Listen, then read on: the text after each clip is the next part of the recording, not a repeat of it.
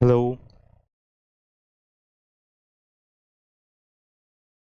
Hello dear students, welcome you all. How is everyone? कैसे हैं सभी लोग?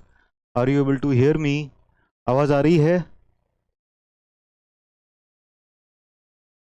Are you able to hear me? Audio video okay? नमस्कार नमस्कार। चलिए, तो आपको ठीक है, वीडियो चालू हो गया है, बहुत अच्छी बात है। थोड़ा सा टेक्निकल इशू आ गया था थोड़ी देर के लिए, तो इसीलिए क्लास में थोड़ा सा डिले हो गया।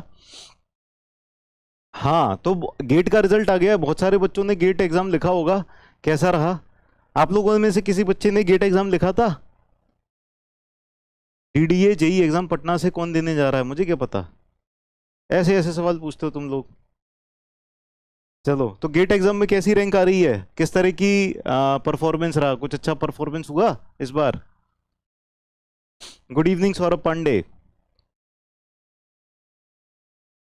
मैं नहीं सुन रहा। अरे क्या नहीं सुन रहे? चलो, तो आज की क्लास शुरू करते हैं। वैसे भी 10 मिनट लेट हो गए हैं, तो ठीक है, कंटिन्यू करते हैं। तो slope and deflection of beams का ये लेक्चर नंबर 3 है। स्लोप एंड डिफ्लेक्शन का एक ही लेक्चर हुआ है ना अभी तक? क्यों? क्यों बच्चों, स्लोप एंड डिफ्लेक्शन का एक ही लेक्चर नहीं, 2 लेक्चर हो गए हैं। ठीक है, 2 लेक्चर हो गए हैं, ये तीसरा लेक्चर है। ठीक है, तो आज के लेक्चर में हम क्या पढ़ेंगे? हम पढ़ेंगे डबल इंटीग्रेशन मेथड और मैकॉलेज मेथड। ठीक है, ये दोनों मेथड आज के लेक्चर में खत्म करने हैं। और अगर आप लोग साथ दोगे तो फिर ये आज के लेक्चर में खत्म भी हो जाएंगे। ठीक है ना? ठीक है, तो स्टार्ट करें। ये हाफ टू ये सब क्या है? 51 रैंक आ गई तुम्हारी, किशन कुमार। बहुत ही बढ़िया। अच्छा, 2 हो गए ना? हाँ हाँ हाँ, 2 हो गए। ठीक है, बिल्कुल बिल्कुल। ये हाफ टू ये समझ में आ गया। ठीक है, तो आज की क्लास में हम देखते हैं डबल इंटीग्रेशन मेथड। तो ये बताओ, आप लोग सारे बच्चे ये बताएंगे, क्या आप लोगों ने स्टैंडर्ड रिजल्ट्स याद कर लिए? स्टैंडर्ड रिजल्ट याद कर लिए हैं सब लोगों ने? Every one has remembered standard results, yes और नो? स्टैंडर्ड रिजल्ट में किसी को भी कोई दिक्कत नहीं होनी चाहिए, एकदम रट्टाफिकेशन, एकदम ना पूरे रट के घोंट जाने चाहिए।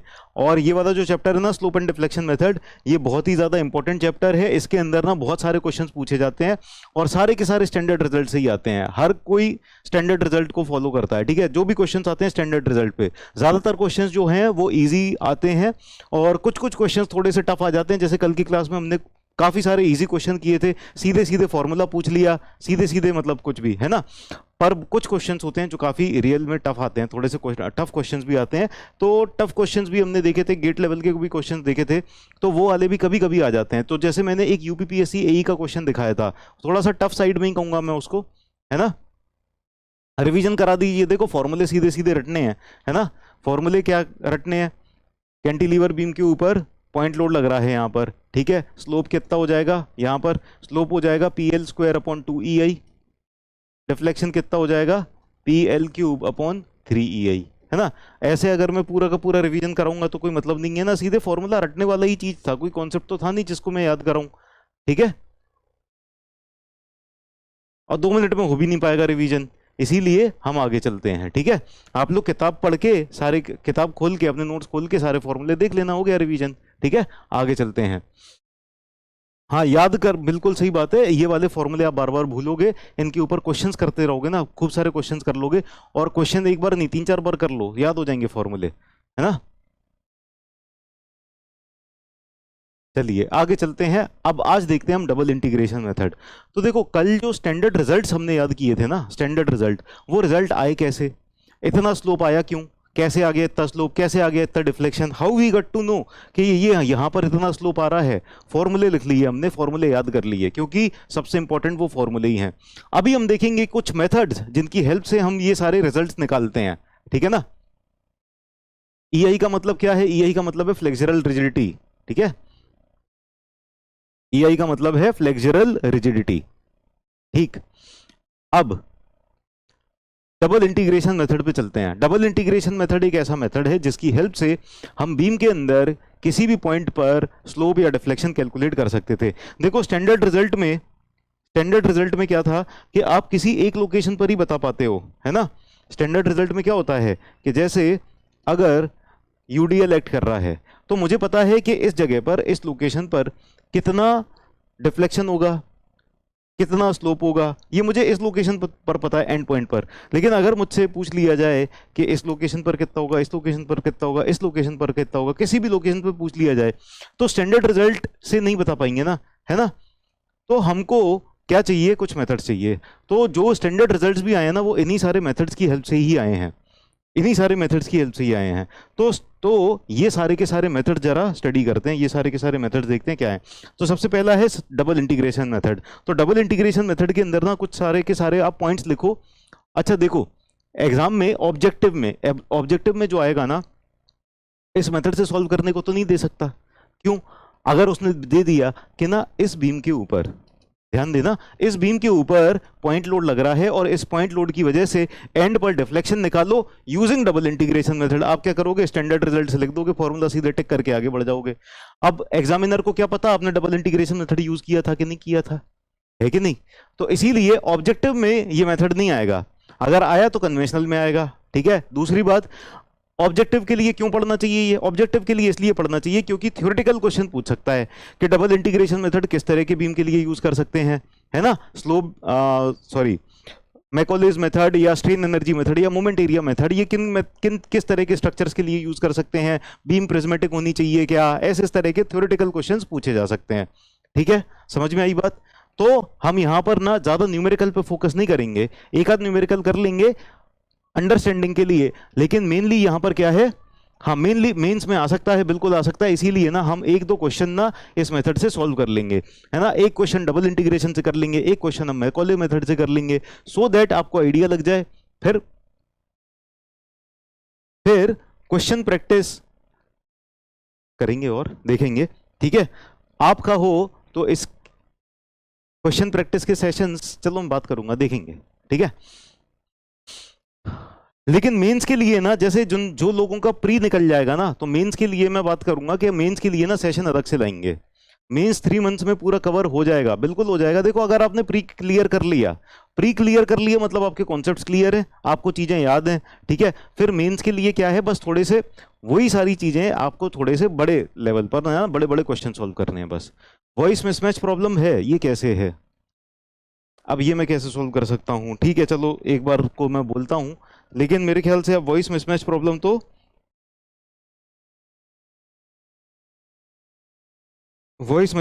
तो नहीं सॉल्व हो पाएगी जहां तक है। किस किस को लग रही है वॉइस मिसमैच प्रॉब्लम, किस किस को लग रही है वॉइस मिसमैच प्रॉब्लम, जल्दी बताओ। क्लियर है, अरे क्लियर है, चलो क्लियर है, राम राम धीरन। चलो लेट अस स्टार्ट। हाँ पहले तो आपकी प्रायोरिटी होनी चाहिए प्री क्लियर करने की, ठीक है ना। चलो डबल इंटीग्रेशन मेथड के लिए ना चीजें लिखते हैं, जो पॉइंट्स आपसे पूछे जा सकते हैं ना, है ना, इसके बारे में लिखते हैं। चलिए बहुत बढ़िया, तो लिखते हैं, this method involves integration of basic equation, write down, this method involves integration of basic equation. Basic equation क्या है हमारे पास, बेसिक इक्वेशन है, ब्रैकेट में लिख लो, basic equation E I D square Y by D x square is equal to M. ये basic equation है और इसको आपको 2 बार इंटीग्रेट करना होता है, ठीक है ना। You have to integrate this 2 times. So this method involves integration of basic equation, this equation 2 times, 2 times to find slope and deflection, to find slope and deflection, to find slope and deflection, ठीक। अच्छा एक बार back करके open करने पे voice mismatch problem ठीक हो जाता है। चलिए बहुत अच्छी टिप बता दी, आगे चलते हैं नेक्स्ट। अब ये जो मेथड है ना, ये मेथड एप्लीकेबल है सिर्फ प्रिज्मेटिक बीम्स के लिए। प्रिज्मेटिक बीम्स आपको पता होंगी, जल्दी से बताएंगे प्रिज्मेटिक बीम्स क्या होती हैं, आप लोग बताओ। सो नेक्स्ट पॉइंट लिखो आप, this method is applicable for prismatic beams only, this method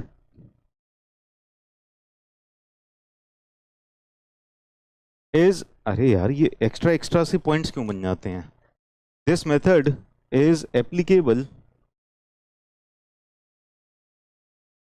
for prismatic beams only. Prismatic beams only. Prismatic beams के लिए EI क्या रहता है? Uniform cross section, uniform cross section, uniform cross section. चलिए बहुत ही बढ़िया, constant cross section, uniform cross sectional area. तो through out the length अगर क्रॉस सेक्शन एरिया चेंज नहीं हो रहा है ना, क्रॉस सेक्शन एरिया सेम है थ्रू आउट, ठीक है।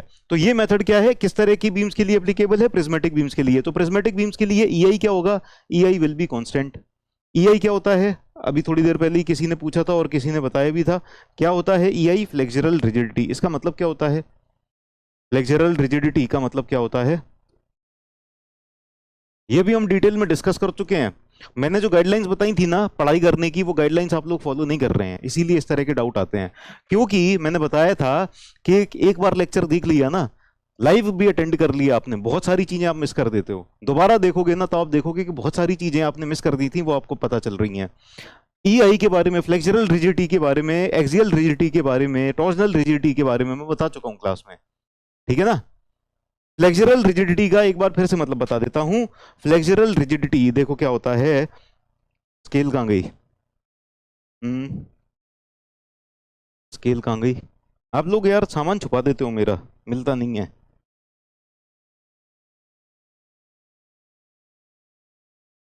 रुको ढूंढता हूं, स्केल कहां गई? स्केल से बता पाएंगे।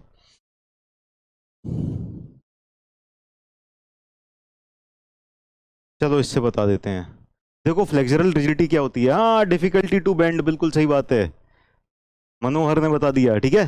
तो अगर हमारे पास ये बीम है और इसको मैं ऐसे बेंड करने की कोशिश कर रहा हूं, बहुत आसानी से बेंड हो रही है, तो क्या है? फ्लेक्सुरल रिजिडिटी कम है। और अगर बहुत तगड़ी सी बीम होगी जिसको बेंड करना मुश्किल है, तो उसकी फ्लेक्सुरल रिजिडिटी ज्यादा है ना। नहीं तोड़ रहा, देखो देखो, नहीं टूट रही, नहीं टूट रही, नहीं टूट रही, टूट ही नहीं रही, देखो, ठीक है ना। तो इसकी फ्लेक्सुरल रिजिडिटी कम है ना, तो मुड़ रही है आसानी से।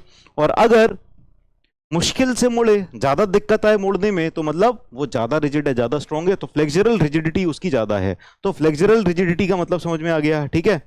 अब ये वाला मेथड कब यूज करना चाहिए, ठीक है ना, कब यूज करना चाहिए? ये वाला मेथड को तब यूज करना चाहिए जब हमारे पास जो बीम है उसके ऊपर लोडिंग इस तरह से है कि एक ही बेंडिंग मोमेंट की इक्वेशन पूरी बीम के लिए लग रही है। बेंडिंग मोमेंट की सिंगल इक्वेशन पूरी बीम के लिए एप्लीकेबल है, ठीक है। चलिए तो लिख लेते हैं, this method is advantageous when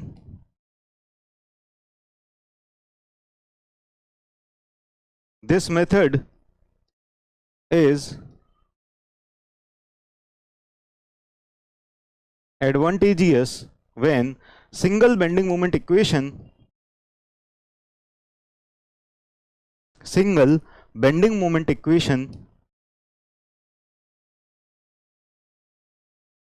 is applicable for entire beam, is applicable for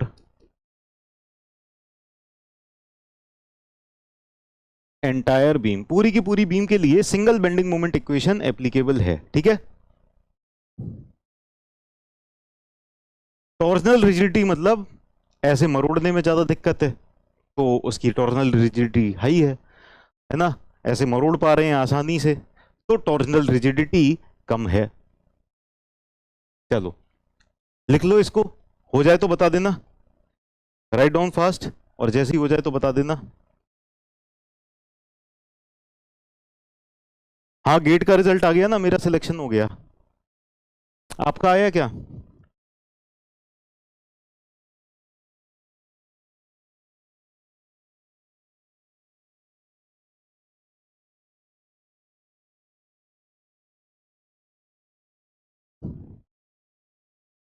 चलो आगे चले, नेक्स्ट।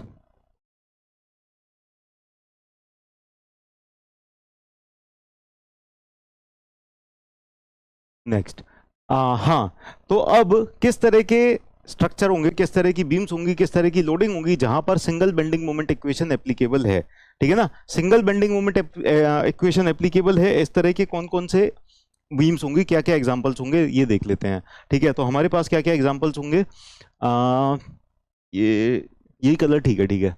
चलो तो यहाँ पर कुछ एग्जांपल्स बना लेते हैं हम बीम के। एक ये रही बीम, एक ये रही बीम। ठीक है, इसको ना एक काम करते हैं, कॉपी करके और पेस्ट करते जाते हैं। सटाक एक और बीम, सटाक एक और बीम, ठीक है, और सटाक एक और बीम, ठीक है, सटाक एक और बीम। वाह, कितनी जल्दी जल्दी हो जाता है काम ऐसे। ये मेथड मुझे बहुत बाद में पता चला, पता है, स्मार्ट बोर्ड जाने कितने टाइम तक यूज़ करता रहा, उसके बाद में पता चला कि ऐसा भी। अबे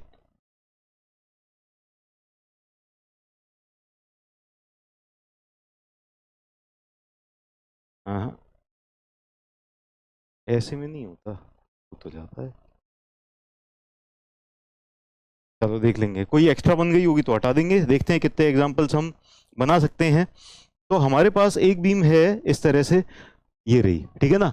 अब इसके ऊपर एक बात बताओ, इसके ऊपर अगर यहां पर लोडिंग लग रही है यूडीएल, ठीक है, loading is UDL, UDL loading लगा दी, तो एक बात बताओ, सबसे पहला वाला जो केस है, क्या इसके लिए आप एक बात बताओ, हमारी moment double integration method use कर सकते हैं क्या? इस तरह की बीम के लिए डबल इंटीग्रेशन मेथड यूज कर सकते हैं?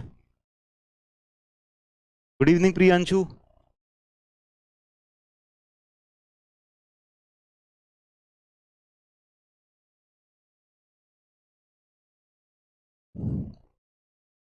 चलो पहले वाले केस के लिए आप लोग बताओ, ठीक है, तब तक मैं और भी कंडीशंस बनाता हूं। ये हो गया यूनिफॉर्मली वेरिंग लोड, क्या इसके लिए एप्लीकेबल है? ठीक है, फिर हमारे पास है point load on which type of beam? Cantilever beam, ठीक है। फिर हमारे पास कैंटिलीवर बीम है, इसमें मोमेंट लग रहा है।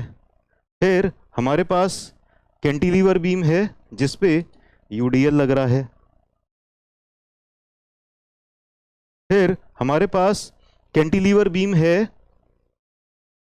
हमारे पास कैंटिलीवर बीम है जिसके ऊपर यूनिफॉर्मली वेरिंग लोड लग रहा है, ठीक है। फिर हमारे पास कैंटिलीवर बीम है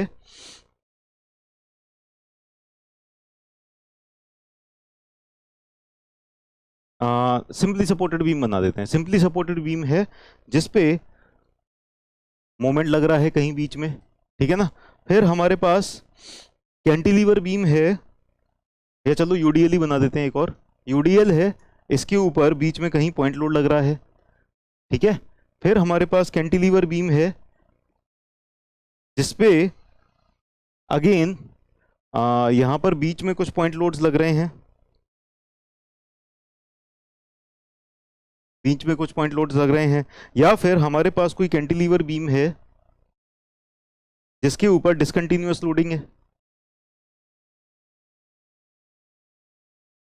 डिसकंटिन्यूअस लोडिंग है ना। इनमें से अब आपको बताना है कि कौन कौन से एप्लीकेबल हैं, किस किस पर हम कौन सा method, double integration method use कर सकते हैं। डबल इंटीग्रेशन मेथड हमारा कौन सा मेथड हो गया? फर्स्ट मेथड, है ना। सबसे पहला मेथड हमारा है डबल इंटीग्रेशन मेथड, ठीक है। डबल इंटीग्रेशन मेथड क्या इस पे एप्लीकेबल है? इनमें से नंबर्स बताओ किस किस के ऊपर एप्लीकेबल है, आपको क्या लगता है किस किस के ऊपर एप्लीकेबल है, वो जल्दी से कमेंट में बता दो। जिस जिसके भी ऊपर एप्लीकेबल है आपको कमेंट में बताना है, किस किस के ऊपर एप्लीकेबल है ये मेथड, कौन कौन सी बीम्स के लिए, ठीक है। तो सबसे पहले वाले के लिए एप्लीकेबल है, यस। दूसरे वाले के लिए एप्लीकेबल है, यस। तीसरे वाले के लिए है, यस। इसके भी लिए है, इसके भी लिए है। आप कैसे पहचानोगे सर किसके लिए एप्लीकेबल है किसके लिए नहीं है? 1 2 3 4, ठीक है। कैसे पहचानोगे, कैसे पहचानोगे जल्दी बताओ कैसे? चलो इन 4 के, इन 5 के लिए तो एप्लीकेबल है, लेकिन आप पहचानोगे कैसे? लास्ट 4 नॉट एप्लीकेबल, ठीक है। इसके लिए भी एप्लीकेबल है, इसके लिए एप्लीकेबल नहीं है, इसके लिए एप्लीकेबल नहीं है, ठीक है। लास्ट 4 नॉट एप्लीकेबल, ये बहुत सही बताया आपने। लेकिन आपने पहचाना कैसे? क्योंकि आपको ये पता है कि बेंडिंग मोमेंट की इक्वेशन अगर मैं यहां से लिखूं mx, ठीक है ना, तो जो भी इक्वेशन मैं यहां पर लिखूंगा, एक सेकंड रुकना, जो भी इक्वेशन मैंने इधर पर लिखी एक mx पर, तो वो पूरी की पूरी बीम के लिए एप्लीकेबल है या नहीं है? It is applicable, that equation is applicable for entire beam, yes और नो, है ना, पूरी बीम के लिए एप्लीकेबल है वो, है ना। ऐसे ही जब यहाँ पर लिखेंगे तो हमें यहाँ से स्टार्टिंग करना है, हम यहाँ से स्टार्ट कर लेंगे, यहाँ से स्टार्ट कर लेंगे, जो भी इक्वेशन होगी वो पूरी बीम के लिए एप्लीकेबल हो जाएगी, है ना। यहाँ पर लिखेंगे पूरी इक्वेशन एंटायर बीम के लिए एप्लीकेबल है, यहाँ तो बेंडिंग मोमेंट कांस्टेंट ही होगा, है ना। यहाँ पर भी Wx²/2 है, वो पूरी बीम के लिए एप्लीकेबल है, यहाँ पर भी पूरी बीम के लिए एप्लीकेबल होगी, लेकिन यहाँ पर यहाँ से यहाँ तक जाएंगे ना तो अलग इक्वेशन आएगी, फिर इसके बाद के लिए इक्वेशन अलग होगी, ऐसे ही यहाँ से यहाँ के लिए इक्वेशन अलग बनानी पड़ेगी, और फिर इधर से इधर के लिए, तो ये अलग अलग पोर्शंस के लिए आपको अलग अलग इक्वेशंस बनानी पड़ेंगी, ठीक है ना। इन चारों में ऐसा ही होगा, अलग अलग पोर्शन के लिए अलग अलग बेंडिंग मोमेंट की इक्वेशन बनानी पड़ेगी, ठीक है। कंपैटिबिलिटी इक्वेशन वाली कोई बात ही नहीं है, कोई बात ही नहीं है, मतलब कुछ बोला ही नहीं है, कंपैटिबिलिटी कंपैटिबिलिटी कुछ नहीं, है ना। लेकिन फिर भी जाने कहां से कैसे आ गई compatibility equation.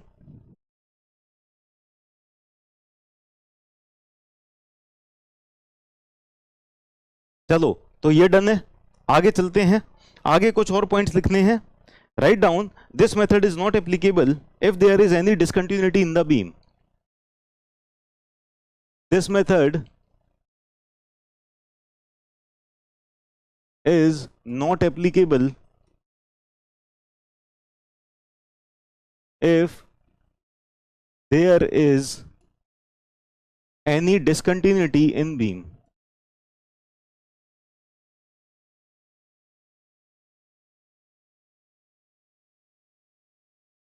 If there is any discontinuity in beam, जैसे कि फॉर एग्जांपल इंटरनल हिंज, अगर हमारी बीम के अंदर इंटरनल हिंज प्रेजेंट है, इंटरनल हिंज, ठीक है, तो ये मेथड एप्लीकेबल नहीं है, then this method is not applicable, ठीक है। चलिए अब देखते हैं कि ये मेथड काम कैसे करता है, ठीक है। ये सारे के सारे पॉइंट्स हो गए। Sir take an example for better understanding, हम एक क्वेश्चन कराएंगे, इसके ऊपर न्यूमेरिकल कराएंगे तो समझ में आ जाएगा बिल्कुल बेटर अंडरस्टैंडिंग के लिए। पर उसके पहले क्वेश्चन कराएं, उसके पहले आपको ये समझना जरूरी है कि ये मेथड काम कैसे करता है, तब हम देखेंगे इक्वेशन, ठीक है। So first of all we will understand how this method works, इस मेथड में करते क्या है, व्हाट आर द स्टेप्स, ठीक है। तो हमने लिखा था कि यहां पर ना एक बेसिक इक्वेशन है, उसको इंटीग्रेट करते हैं, ठीक है। बेसिक इक्वेशन क्या लिखी थी, देखो जरा क्या लिखी थी बेसिक इक्वेशन। तो हमारे पास बेसिक इक्वेशन है, we are having a basic equation, क्या है हमारी basic equation, basic equation is EI d²y/dx², EI d²y/dx² is equal to m, ये बेसिक इक्वेशन है। इसको हमको क्या करना है, दो बार इंटीग्रेट करना है, ठीक है। तो पहले एक बार इंटीग्रेट करते हैं, देखते हैं क्या मिलता है। तो इंटीग्रेटिंग वंस एक बार इंटीग्रेट करें, इंटीग्रेटिंग वंस क्या मिल जाएगा एक बार इंटीग्रेट करने से, देखो जरा, EI तो कांस्टेंट है बीम का, ठीक है, d²y/dx² को इंटीग्रेट करें तो dy/dx मिल जाएगा, EI dy/dx मिल जाएगा, यहां पर इस जगह पर तो dy/dx मिल गया, और दूसरी जगह पर क्या मिला, इंटीग्रेशन ऑफ m dx, इसका इंटीग्रेशन प्लस कांस्टेंट मिल जाएगा, ठीक है। इस कांस्टेंट को ना हम C1 लिख लेते हैं, क्योंकि हमें बाद में एक और कांस्टेंट मिलेगा, एक बार और इंटीग्रेट करेंगे ना, तो ये वाला जो कांस्टेंट पहली बार में मिला है ये C1 लिख लेते हैं, ठीक है। तो एक बार इंटीग्रेट करके ये जो बेसिक इक्वेशन थी, सबसे पहले ये बेसिक इक्वेशन लिखी, और फिर इस बेसिक इक्वेशन को इंटीग्रेट करके ये वाली लिख गई इक्वेशन, ये वाली इक्वेशन मिल गई, ठीक है ना। तो इंटीग्रेशन ऑफ m dx, अब बेंडिंग मोमेंट की जो भी इक्वेशन थी वो हमने यहां लिख दी थी, अब उस इक्वेशन को इंटीग्रेट कर देंगे, ठीक है। और जिस भी पोर्शन के लिए, पूरी के पूरी स्पेन के लिए एप्लीकेबल होगी, वैसे तो यहाँ पर डबल इंटीग्रेशन मेथड में जो इक्वेशन है वो एंटायर स्पेन के लिए एप्लीकेबल है, ठीक है। तो इसको इंटीग्रेट कर दिया, प्लस कांस्टेंट आ जाएगा, ठीक है ना। अब ये dy/dx क्या है आप लोग बताएंगे, can anyone tell what is dy/dx, dy/dx क्या होता है,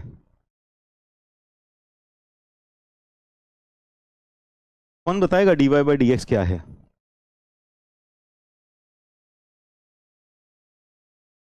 Who will tell?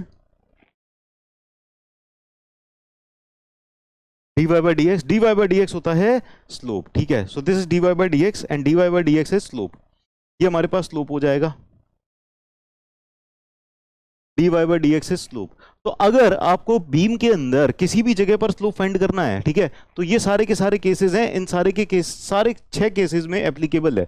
तो अगर आपको इस जगह पर स्लोप फाइंड करना है, इस जगह पर स्लोप फाइंड करना है, इस जगह पर, किसी भी जगह पर स्लोप फाइंड करना है, आप क्या करोगे, आपने बेंडिंग मोमेंट की इक्वेशन लिखी और उस इक्वेशन को यहां पर बेसिक इक्वेशन में रखा, बेंडिंग मोमेंट की इक्वेशन को इंटीग्रेट कर दिया एक बार, और फिर जिस भी जगह पर स्लोप देखना है आपको, इस इक्वेशन में x की वो वैल्यू रख दी, ठीक है ना।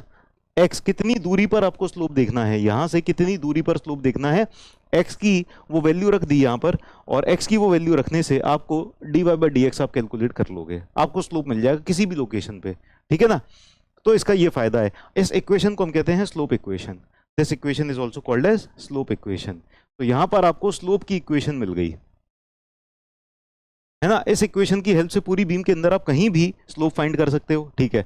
अब दूसरा, एक बार और इंटीग्रेट करके देख लेते हैं क्या मिलता है, ठीक है। इंटीग्रेटिंग अगेन, अगेन इंटीग्रेट किया, दोबारा से इंटीग्रेट किया, तो देखते हैं क्या मिला। दोबारा से इंटीग्रेट करने पे हमको मिला EI y is equal to integration of m dx, फिर से dx plus c1x plus c2, ठीक है ना। तो ये जो m dx था, ये जो इंटीग्रेशन ऑफ m dx था, इसी का ही फिर से इंटीग्रेशन किया तो फिर से m dx आ गया, है ना। c1 का इंटीग्रेशन किया तो c1x आ गया, और फिर से एक और इंटीग्रेशन कांस्टेंट आ गया।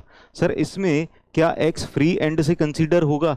अलग अलग केसेस में अलग अलग के लिए होगा, ठीक है ना। जब आप यहां पर बेंडिंग मोमेंट की इक्वेशन लिखते हो, आपने bending moment shear force diagram पढ़ा है, तो क्या आप इस पॉइंट से लिखते हो कि इस पॉइंट से लिखते हो? कहां से लिखते हो? फिक्स सपोर्ट से लिखते हो या फिर फ्री सपोर्ट से लिखते हो? फ्री सपोर्ट से ही लिखते हो ना। तो जिस भी सपोर्ट से लिख रहे होगे, जैसे भी आपने बेंडिंग मोमेंट की इक्वेशन लिखेगी, वहीं से ही तो x आएगा, ठीक है ना। चलिए, तो ये वाले केस में क्या हुआ, आपको स्लोप मिल गया था, फिर आपने इसको दोबारा से इंटीग्रेशन किया तो y मिल जाएगा कि नहीं मिल जाएगा। अब आप क्या करोगे, यहां पर क्या करोगे, x की वो वैल्यू रख दोगे जिस जगह पर आपको डिफ्लेक्शन चाहिए। डिफ्लेक्शन क्या होगा, डिफ्लेक्शन होगा y। So y will give you deflection. तो किसी भी जगह पर, किसी भी लोकेशन पर अगर आपको डिफ्लेक्शन चाहिए तो यहां से मिल जाएगा। You can find deflection and this equation will be called as deflection equation. Deflection equation, ठीक है। ऐसे आपको डिफ्लेक्शन इक्वेशन मिल जाएगी। बिल्कुल सही बात है। अभी क्वेश्चन आया कि सर ये C1 C2 क्या है ना। हम चलो सब कुछ कैलकुलेट कर लेंगे, लेकिन यहां पर ये जो C1 आ गया है ये तो हमको पता ही नहीं है। इंटीग्रेशन का जो कांस्टेंट आ गया है C1, ये तो नहीं पता, है ना ही C1 पता है ना C2 पता है। यहां पर तो एक ही कांस्टेंट था जो अननोन है, हमें पता नहीं है। यहां पर दो हैं, कैसे पता करेंगे सर इनको पता करने का तरीका है कि ये वाली जो इक्वेशन है ना, ये पूरी की पूरी बीम के लिए एप्लीकेबल है, ये वाली इक्वेशन भी पूरी की पूरी बीम के लिए एप्लीकेबल है। तो बीम के अंदर कुछ तो पॉइंट्स पता होंगे ना। जैसे फॉर एग्जांपल यही वाला केस ले रहे हैं हम, ठीक है, we are taking this case. जब हम ये वाला केस ले रहे हैं, ठीक है ना, तो अब इस केस के लिए हमको क्या फाइंड करना है, what we want to find, हम क्या फाइंड करना चाहते हैं, स्लोप फाइंड करना चाहते हैं या डिफ्लेक्शन फाइंड करना चाहते हैं, है ना। और ये जो इक्वेशन आपने निकाली थी पूरी बीम के लिए एप्लीकेबल है, हर जगह के लिए। तो इसमें वही बता रहा हूं बेटा, बाउंड्री कंडीशन कैसे फाइंड करेंगे, ठीक है। ध्यान से सुनो, सब समझ में आ जाएगा। आप लोग बोलते ज्यादा हो, सुनते कम हो, बोलो मत, सुनो, सब समझ में आ जाएगा, ठीक है। तो ये जो इक्वेशंस निकाली थी स्लोप एंड डिफ्लेक्शन की अगले पेज पर, ये पूरी बीम के लिए एप्लीकेबल है, एप्लीकेबल फॉर एंटायर बीम, हर जगह, इस पॉइंट के लिए, इस पॉइंट के लिए, इस पॉइंट के लिए, सारे के सारे पॉइंट्स के लिए एप्लीकेबल है। इस बीम में कहीं पर तो आपको पता होगा कि स्लोप की वैल्यू क्या है, डिफ्लेक्शन की वैल्यू क्या है, कहीं ना कहीं तो पता होंगी ना चीजें। जैसे मुझे पता है कि इस जगह पर फिक्स सपोर्ट पर ये वाला जो पॉइंट है ना, यहां पर स्लोप की वैल्यू मुझे पता है 0 है। क्या आपको भी पता है यहां पर स्लोप की वैल्यू 0 है? मुझे पता है तो शायद आपको भी पता होगा कि ये जो फिक्स सपोर्ट है यहां पर स्लोप की वैल्यू 0 है। आपको भी पता है, नहीं पता? यहां पर डिफ्लेक्शन की वैल्यू 0 है, आपको भी पता है, नहीं पता? तो यहां पर इस जगह पर स्लोप की भी वैल्यू 0 मुझे पता है, और डिफ्लेक्शन की भी वैल्यू पता है। जब स्लोप और डिफ्लेक्शन की वैल्यू पता है और ये वाली इक्वेशन जो है ये उस एंड के लिए भी एप्लीकेबल है, तो हम क्या करेंगे, यहां पर x की वैल्यू को क्या रख देंगे, जो भी x की वैल्यू इस सपोर्ट के लिए आ रही होगी वो रख देंगे। अब यहां से इस एग्जांपल में तो x हम यहां से लेते हैं ना, x यहां से लेते हैं, तो x की वैल्यू क्या हो जाएगी, इसके लिए x की वैल्यू लेंथ के बराबर हो जाएगी, ठीक है ना। x की वैल्यू लेंथ के बराबर हो जाएगी तो x की वैल्यू हम यहां पर लेंथ के बराबर रख देंगे और यहां पर स्लोप मुझे पता है 0 है, ठीक है ना। तो कांस्टेंट ऑफ इंटीग्रेशन c1 मुझे पता नहीं चल जाएगा। What is the value of c1 यहां से कैलकुलेट हो जाएगा। पूरी की पूरी इक्वेशन में बस एक ही चीज अननोन रहेगी, c1 पता चल गया। फिर इस इक्वेशन पे आए, c1 पता है अब हमको, ठीक है ना। और मैंने देख लिया था कि यहां पर डिफ्लेक्शन भी 0 है, जब यहां पर स्लोप भी 0 है, यहां पर डिफ्लेक्शन भी 0 है, तो c1 और c2 दोनों पता चल गए, ठीक है ना। अब दूसरी वाली इक्वेशन में मैंने डिफ्लेक्शन 0 रख दिया, y 0 रख दिया और यहां पर x की वैल्यू वही रख दी जो उस बाउंड्री कंडीशन पे थी। x की वैल्यू कितनी थी, लेंथ के बराबर थी, है ना। तो c1 यहीं से पता चल गया था, c2 यहां से पता चल गया, बस ऐसे हो गया, ठीक है। x कैसे निकालेंगे, तुम्हारा सवाल ही अजीब रहते हैं गणेश। अब x कैसे निकालेंगे बेटा, अभी थोड़ी देर पहले बताया, बेंडिंग मोमेंट की इक्वेशन तुमने इस जगह के लिए रखी, x कहां से ले रहे हो, यहां से, है ना। तुमने bending moment shear force diagram नहीं प्रैक्टिस किया गणेश, नहीं प्रैक्टिस किया तुमने, मुझे पता है ना। अगर तुमने प्रैक्टिस किया होता तो ऐसे सवाल नहीं करते, है ना। मोमेंट एट एक्स हम कैसे लिखते हैं, जो भी मैं पढ़ाया करूं एक बार आप जाके पढ़ा करो वापस से, या 2 बार पढ़ो, वीडियो देखो फिर से, क्योंकि सब कुछ पढ़ाया जा चुका है ना। ये आप लोगों की कमी है कि आप रिवाइज नहीं करते हो, अगली क्लास में चले जाओगे फिर आप पूछोगे ऐसे ऐसे सवाल, कैसे होगा, हो पाएगा, नहीं समझ में आएगा। अभी तो आपके पास रिवाइज करने का फिर भी टाइम मिल रहा है, जब साल का एंड पहुंचेगा ना, एग्जाम एकदम पास में होगा, अभी एक सब्जेक्ट है सोम, फिर आपको 10 सब्जेक्ट रिवाइज करने पड़ेंगे, आपका दिमाग फट जाएगा। और आप लोगों की एक्सपेक्टेशन ये रहती है कि सब कुछ मैं कराऊं, क्वेश्चन प्रैक्टिस भी करानी है, सर ही कराएंगे, सर क्वेश्चन प्रैक्टिस सेशन लें। हम खुद से भी प्रैक्टिस भी नहीं कर सकते खुद से। पता है आपको कितने घंटे पढ़ना चाहिए, 8 घंटे रोज, 6 से 8 घंटे। और आप ये सोचते हो कि वो 6 से 8 घंटे में ही आपको पढ़ाऊं, पूरा प्रैक्टिस भी कराऊं, खुद से तो कुछ करो बेटा। सेल्फ स्टडी के बिना नहीं होता सिलेक्शन। यहाँ पर गाइडेंस मिल जाएगी, यहाँ पर चीजें समझा दी जाएंगी कैसे काम करती हैं, लेकिन आपको सही से समझ में तभी आएगा जब आप उनकी प्रैक्टिस करोगे, ठीक है। कल वाली दोनों क्लास करी ना, सारी की सारी किया करो ना। और आपने की, मैं तो उनको बोल रहा हूँ जिन्होंने ये सवाल किया, ठीक है। तो यहाँ पर x कैसे लोगे, इस जगह का x चाहिए, इस जगह का x क्या हो जाएगा, लेंथ के बराबर हो जाएगा, ठीक। चलिए, तो ये हो गई हमारी क्या, ये हो गई हमारी सेल्फ स्टडी। कितनी देर करें, जब तक समझ में ना आ जाए, सारी सारी चीजें क्लियर ना हो जाएं। जितनी ज्यादा से ज्यादा करो, कोई लिमिट नहीं होती है सेल्फ स्टडी करने की।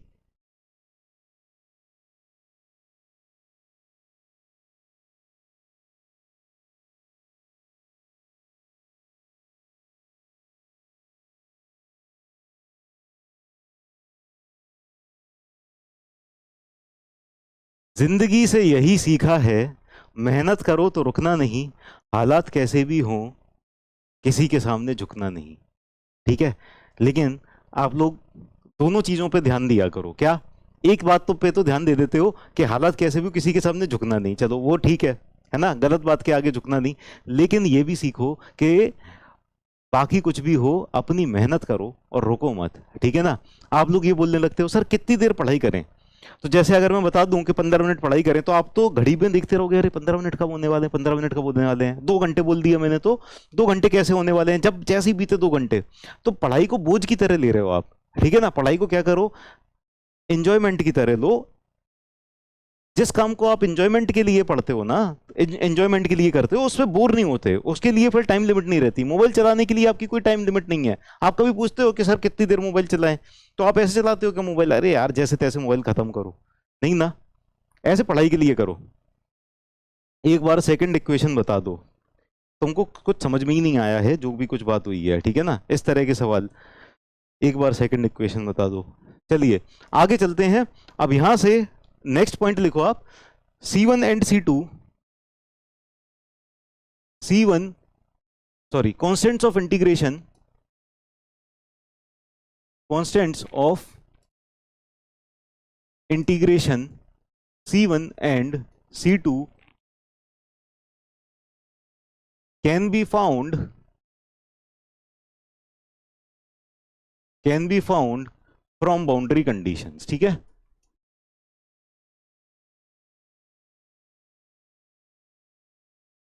फ्रॉम बाउंड्री कंडीशन, ठीक है। बाउंड्री कंडीशन को यूज करके एसएफडी एंड बीएमडी से क्वेश्चन बन नहीं पा रहे। क्यों नहीं बन पा रहे? कौन से क्वेश्चन नहीं बन पा रहे? ग्रुप पे भेजना।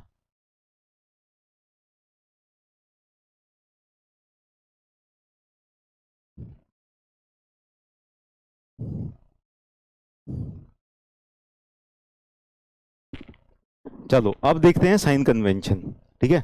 नाउ लेट अस सी साइन कन्वेंशन। साइन कन्वेंशन हम यहां पर क्या यूज करेंगे ये देख लेते हैं।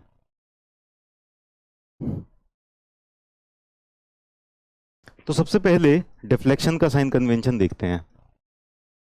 डिफ्लेक्शन अगर होगा तो वाई डायरेक्शन में होगा। साइन लेने में दिक्कत आ रही, किस चीज का साइन लेने में दिक्कत आ रही? जल्दी बताओ। पूरा क्वेश्चन ना एक बार में ही पूछ लिया करो। शियर फोर्स का साइन लेने में दिक्कत आ रही है, 2 बार वीडियो देख लिया। जहां पर शियर फोर्स समझाया था वहां पर देखा था। जहां पर शियर फोर्स समझाया था मैंने, शियर फोर्स कैसे समझाया था? ऐसे समझाया था। ये दिस इज पॉजिटिव, ठीक है। ये दिस इज नेगेटिव। कैसे? क्लॉकवाइज है तो पॉजिटिव है और एंटी क्लॉकवाइज है तो नेगेटिव है, ठीक है ना। क्या दिक्कत है अभी साइन में? ये बताओ। यहां पर शियर फोर्स पॉजिटिव होगा नेगेटिव होगा? इस जगह पर लोड देख लिया। ये जो लोड है ये इस तरह से घुमा रहा है। इतने इतने मटेरियल को देखो, यहां पर सेक्शन लिया, ये लोड इस तरह से घुमा रहा है। अब इतना तो तुमको पता होगा ना कैसे घुमा रहा है। पॉजिटिव क्लॉकवाइज क्या होता है, एंटी क्लॉकवाइज क्या होता है, इतना तो पता होगा, ठीक है। तो ये क्लॉकवाइज घुमा रहा है, क्या हो जाएगा? ये पॉजिटिव हो जाएगा, ये पॉजिटिव हो जाएगा, ठीक है। एक और देखते हैं, ठीक है। यहां पर इधर का साइन कन्वेंशन देखना है, इधर का, ठीक है। क्या आएगा? पॉजिटिव आएगा नेगेटिव आएगा? ये वाला जो है ये इसको रोटेशन कैसे दे रहा होगा? क्लॉकवाइज दे रहा है ना, फिर से क्लॉकवाइज घुमा रहा है, फिर से पॉजिटिव आ जाएगा, ठीक है।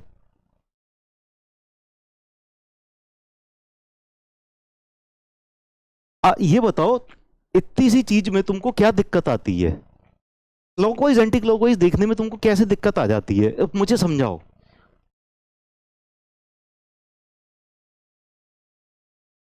अभी तो सब लोग आंसर कर रहे हैं, अभी सब लोग आंसर कर रहे हैं ना। किसी को क्लॉकवाइज एंटी क्लॉकवाइज, क्लॉकवाइज ऐसा होता है, क्लॉकवाइज ऐसा होता है, एंटी क्लॉकवाइज ऐसा होता है। ये देखने में तुमको कैसे प्रॉब्लम आ जाती है? हम्म। और तुम बताओ क्या, कैसे नहीं समझ में आ रहा था तुमको? क्या दिक्कत आ रही थी? क्या दिक्कत आ रही थी?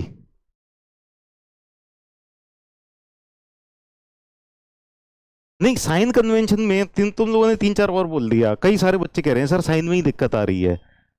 अब एक बच्चे का डाउट था कि सर बेंडिंग मोमेंट में शियर फोर्स का साइन कन्वेंशन देखें कि नहीं देखें? क्यों देखोगे भाई? बेंडिंग मोमेंट में बेंडिंग मोमेंट का साइन कन्वेंशन देखना है, शियर फोर्स में शियर फोर्स का साइन कन्वेंशन देखना है।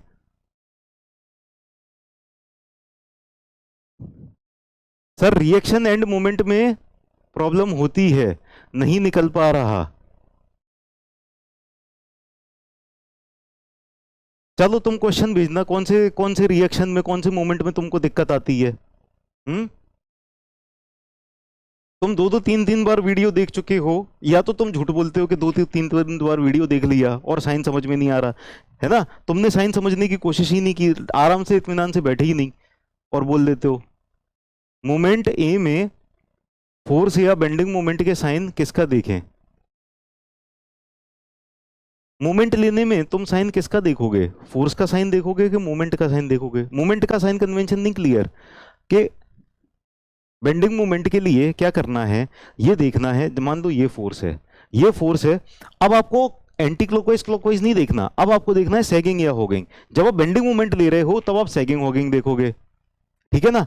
तो ये वाला जो सपोर्ट है, ये वाली जो फोर्स है, ये इस बीम को कैसे बेंड करा रही है? मान लो आपने यहां पर बेंडिंग मोमेंट कैलकुलेट करना है इस जगह पर, तो ये बीम ये इसको कैसे बेंड करा रहा है? इस तरह से। तो मैंने बताया कि ये कैसा फेस बन रहा है? स्माइलिंग फेस बन रहा है, सैगिंग हो रहा है, मुस्कुरा रही है बीम, तो पॉजिटिव होगा। ठीक है, तो एक काम करना, आप ना इकट्ठे सारे के सारे ना डाउट्स, ठीक है, सारे के सारे डाउट्स ना टेलीग्राम ग्रुप पे मुझे भेज देना, ठीक है। फिर एक सेशन ले लेंगे जिसमें सारे डाउट्स आपके क्लियर करेंगे, ठीक। सैटरडे को तो मेरी दूसरी क्लास भी है, ठीक है। आप लोग क्या है, खुद से मेहनत करते नहीं हो, आप लोग ना ऐसे ही बोल देते हो कि सर हमने तो खूब वीडियो देखा, समझ में नहीं आ रहा, ठीक है, जबकि देखा वेखा होता नहीं है आपने कोई वीडियो, ठीक है। जब आप देखोगे ना तो सब कुछ समझाया हुआ है। और दूसरी बात यह है कि आप जाने क्या क्या चीजों को मिक्स करते रहते हो, जितना पढ़ाया है बस उतना ही दिमाग में रखो, एक्स्ट्रा एक्स्ट्रा दिमाग में जाने कहां से ले आते हो। मैंने कुछ बताई, जैसे बाउंड्री कंडीशन बताई, आप कुछ भी बोल रिप्लाई करते रहते हो, कमेंट करते रहते हो, जाने कहां कहां से कुछ भी चीजें ले आते हो, ठीक है। जो जितना बताया बस उतना पढ़ो ना, चीजें सिंपल रखो, जाने कहां से कुछ और भी टर्म्स अजीब अजीब सी लगा के लिख देते हो, और ऐसे ही दिमाग भी चलता होगा तुम्हारा। चलो अब डिफ्लेक्शन देखते हैं। देखो डिफ्लेक्शन अगर अपवर्ड है, अपवर्ड डिफ्लेक्शन इज पॉजिटिव, है ना, डिफ्लेक्शन अगर अपवर्ड जा रहा है इट इज पॉजिटिव, ठीक है। और नोट करके लिख लेना कि डिफ्लेक्शन में रोटेशन का साइन कन्वेंशन नहीं देखना है, और रोटेशन में या स्लोप में डिफ्लेक्शन का साइन कन्वेंशन नहीं देखना है ना, लिख लेना। ये आप लोगों के लिए इस तरह की चीजें भी लिखना जरूरी है। डिफ्लेक्शन डाउनवर्ड अगर जा रहा होगा, डाउनवर्ड डिफ्लेक्शन इज नेगेटिव, ठीक है। तो डाउनवर्ड डिफ्लेक्शन नेगेटिव है, अपवर्ड डिफ्लेक्शन पॉजिटिव है ना। अब स्लोप का साइन कन्वेंशन देखते हैं। स्लोप का साइन कन्वेंशन,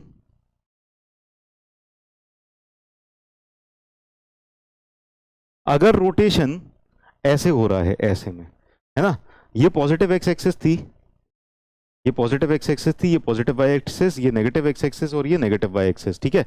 ये पॉजिटिव एक्स, ये पॉजिटिव वाई, और ये माइनस एक्स और ये माइनस वाई। तो प्लस एक्स से प्लस वाई की तरफ जा रहा है अगर, है ना, प्लस एक्स से प्लस वाई की तरफ जा रहा है, तो कैसा पॉजिटिव हो जाएगा, कैसा रोटेशन हो जाएगा, ये पॉजिटिव रोटेशन हो जाएगा, ठीक है ना। दिस इज पॉजिटिव, है ना, ये वाला जो स्लोप आ जाएगा ये पॉजिटिव स्लोप आ जाएगा, पॉजिटिव, ठीक है ना। नेगेटिव एक्स से नेगेटिव वाई की तरफ जब जाएगा, इस तरह से जाएगा, तो ये नेगेटिव रोटेशन हो जाएगा, है ना। यहां पर रोटेशन कैसा है, नेगेटिव है। पॉजिटिव एक्स से पॉजिटिव वाई तो भी पॉजिटिव, नेगेटिव एक्स से नेगेटिव वाई, यानी इसको आसानी से कहें तो एंटी क्लॉकवाइज पॉजिटिव है। अब देखो धीरे धीरे कंफ्यूजन अब स्टार्ट होना चालू होगा, क्यों, क्योंकि शियर फोर्स के लिए मैंने बताया था क्या, शियर फोर्स के लिए क्लॉकवाइज पॉजिटिव, लेकिन रोटेशन के लिए एंटी क्लॉकवाइज पॉजिटिव, ठीक है ना। शियर फोर्स के लिए मैंने क्या बताया था, अगर फोर्सेस का क्लॉकवाइज रोटेशन आ रहा है, forces are making clockwise rotation, तब पॉजिटिव है।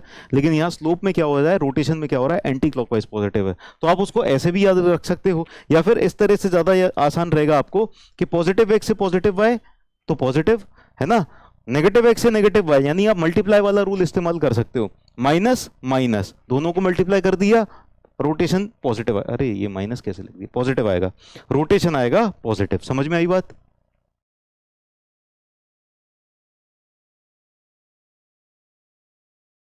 ठीक है, अब आगे चलते हैं। नेगेटिव कैसा हो जाएगा, नेगेटिव, नेगेटिव हो जाएगा, क्लॉकवाइज रोटेशन नेगेटिव हो जाएगा। तो क्लॉकवाइज रोटेशन कब होगा, क्लॉकवाइज रोटेशन होगा जब बीम ऐसे थी और इस तरह से हो गई, ठीक है ना। So now beam is rotating like this, है ना। तो इसने रोटेट कैसे किया, यहां पर किया, ये रोटेशन आया, यहां पर ऐसे किया, ये रोटेशन आया, ठीक है। So this rotation is negative, this rotation is negative, ठीक है ना। बीम पूरी की पूरी ऐसे रोटेट कर रही है, तो फिर आप चाहे इधर से देखो चाहे इधर से देखो, ये नेगेटिव हो जाएगा, है ना। समझने का एक और तरीका है क्या, कि प्लस प्लस एक्स से ये माइनस वाई की तरफ जा रही है, तो प्लस और माइनस क्या हो गया, माइनस, है ना। मल्टीप्लाई रूल से याद कर सकते हो, प्लस माइनस माइनस हो जाएगा, नेगेटिव रोटेशन, है ना। यहां पर क्या हो रहा है, यहां पर माइनस एक्स से प्लस वाई की तरफ जा रही है, तो फिर भी माइनस प्लस फिर से नेगेटिव हो गया, ठीक है ना। तो ये हो जाएगा क्लॉकवाइज रोटेशन इज नेगेटिव, है ना, clockwise rotation is negative, negative. Beam rotate कैसे करता है, बीम को क्या कहते हैं, अपन कहते हैं बीम नाच। तो बीम कहता है ओ यस, ऐसे नाचने लगता है, रोटेट कर जाता है, ठीक है।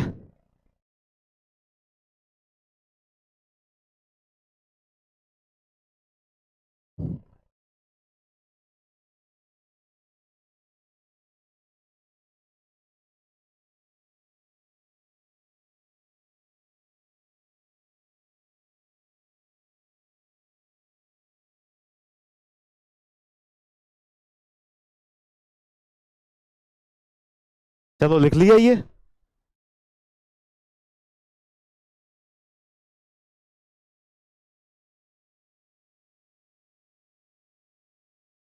समझ नहीं आ रहा तुमको, समझ में ही नहीं आता, पता नहीं क्या चीज समझ में नहीं आ रही।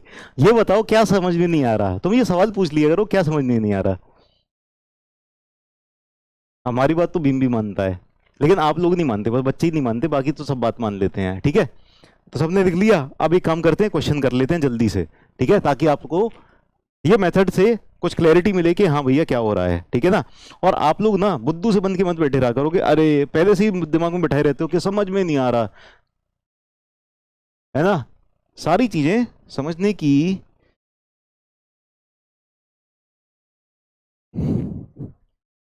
चलो अब यहां पर पॉइंट लोड लग रहा है पी,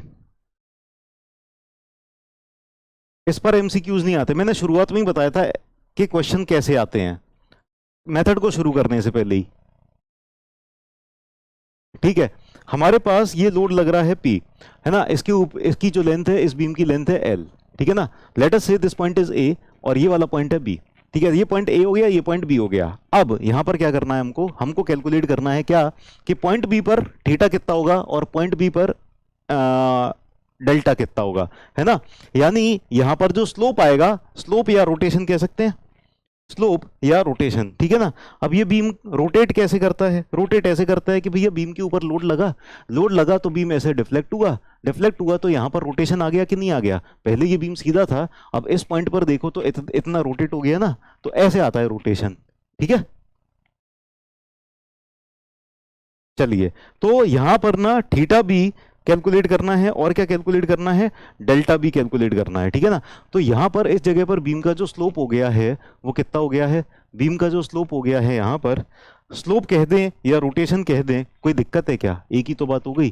तो ये हो गया थीटा बी, थीटा बी। तो यहां पर दिखाई दे रहा है कि नेगेटिव रोटेशन है ना, रोटेशन इज नेगेटिव। ठीक है, यहां पर ये जो डिफ्लेक्शन है दिस इज डेल्टा बी, तो हमको कैलकुलेट करना है थीटा बी कितना होगा, हमको कैलकुलेट करना है डेल्टा बी कितना होगा। ठीक है ना, थीटा बी और डेल्टा बी कैलकुलेट करना है। अब आपको पता तो है वैसे वैल्यू, लेकिन हमको कौन सा मेथड यूज करना है, हमको हमको कौन सा मेथड यूज करना है, डबल इंटीग्रेशन मेथड यूज करना है। ठीक है ना, तो हमने यहां पर कोई भी सेक्शन लिया x और इस पर bending moment at x find करना है। सबसे पहला काम क्या करना है, mx फाइंड करना है। बताओ mx क्या क्या होगा, mx हो जाएगा load p into this perpendicular distance. ये वाले सेक्शन पर बेंडिंग मोमेंट कितना होगा, सबको पता है ना बेंडिंग मोमेंट कितना होगा ये वाले सेक्शन पर, force into perpendicular distance P x. इसमें तो कोई दिक्कत नहीं होनी चाहिए, सबको पता होगा। ठीक है, अब हमें बेसिक इक्वेशन लिखनी है, बेसिक इक्वेशन याद कर ली, याद हो जानी चाहिए। E I D square Y by D x square is equal to M X. ठीक है, ये बेसिक इक्वेशन हो गई। अब एम एक्स की जगह क्या लिखेंगे, ये वैल्यू लिख देंगे जो आई है, ये आ गई पी इंटू एक्स। ठीक है, this is the basic equation, E I D square Y by D x square is equal to, अच्छा और यहां पर ना वैल्यू जो आएगी माइनस पी एक्स आएगी, है ना, नेगेटिव साइन आएगा ना यहाँ पर, माइनस पी एक्स। ठीक है, चलिए बहुत अच्छी बात है। अब E I D square Y by D x square is equal to P X आ गया, इसको एक बार इंटीग्रेट करते हैं, एक बार इंटीग्रेट किया तो हमारे पास आ गया E I D Y by D X is equal to, बताओ एक बार इंटीग्रेट करेंगे तो क्या आएगा, एक बार इंटीग्रेट करेंगे तो क्या आएगा, minus P X square by two plus C one आएगा, नहीं आएगा, E I D Y by D X minus P X square by two plus C one आएगा। ठीक है, ये आ गया हमारा एक बार इंटीग्रेट करने पे। ठीक है,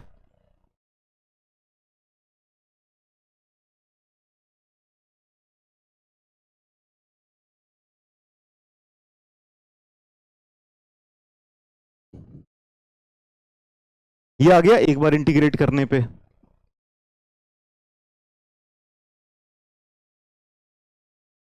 अब यहां पर ना कांस्टेंट ऑफ इंटीग्रेशन C1 निकालते हैं। ठीक है ना, तो बाउंड्री कंडीशन ले लेते हैं क्या, x की वैल्यू जब l होती है, x की वैल्यू जब l होती है तो यहां पर स्लोप जीरो है।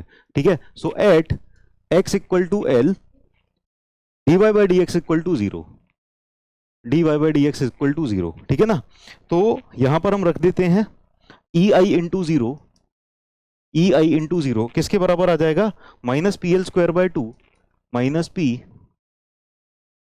L square by 2 plus C1। ठीक है,